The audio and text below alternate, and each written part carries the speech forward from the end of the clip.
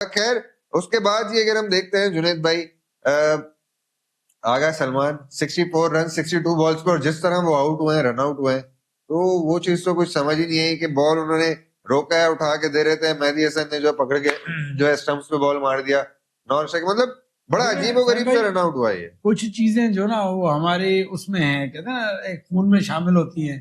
तो एक तो हमारी बिटवीन द विकेट रनिंग भी हमेशा से उस पर क्वेश्चन मार्क रहा है। मतलब एक तो हम बिटवीन द विकेट वैसे भी रनिंग इतनी अच्छी नहीं है, जहां पे दूसरी टीमें अगर भाग भाग के 50 रन लेती तो हम 20-25 ही ले पाते हैं।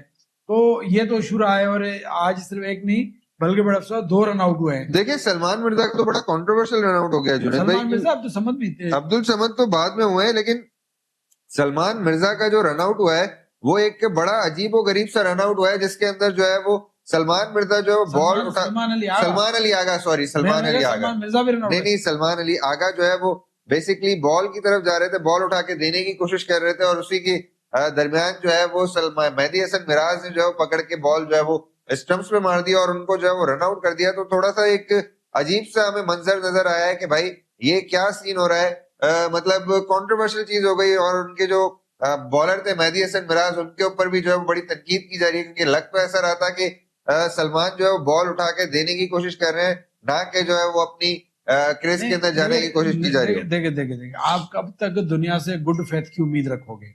मुझे एक चीज बताओ, ठीक है मैं मानता हूँ अकॉर्डिंग टू द रूल तो आउट है, ठीक है पहले बार बिल्कुल।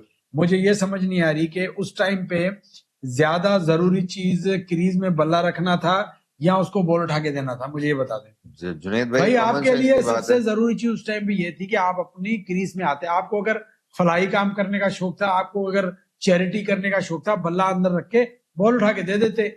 लेकिन उस टाइम पे आप मतलब कि अपने आप को रिस्क पे रख के आप उम्मीद रख रहे हो कि यार ये मेरे लिए अच्छा करेगा।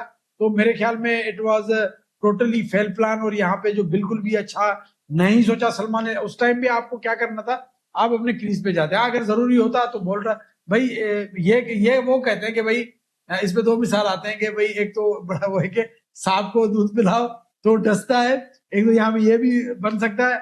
और क्या बोले यार, इस पे तो कोई कमेंट कर भी नहीं सकते।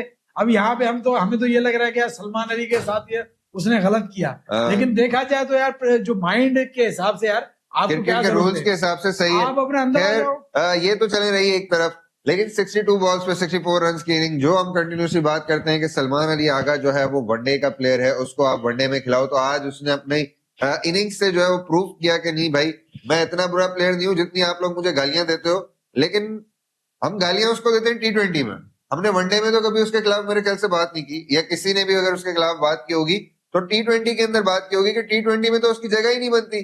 जिस तरह की कंडीशंस होती हैं, आज जिस तरह से वो खेला है, शुरू में उसने रन बॉल स्कोर किया है, थोड़ा आया है बैच विकेट के ऊपर सेट हुआ है, उसके बाद ऐसे ऐसे मैच को लेके कैरी किया, 50 पे 50 स्कोर किया, बाद में 62 पे 64 रन करके जो है वो क्रिस पे मौजूद था। जो ये इस वक्त अनफॉर्चुनेट इंसिडेंट हुआ जिसमें वो रन आउट हो गए, अगर वो खड़े रहते तो पॉसिबिलिटी थी सिनेरियो कुछ और होता।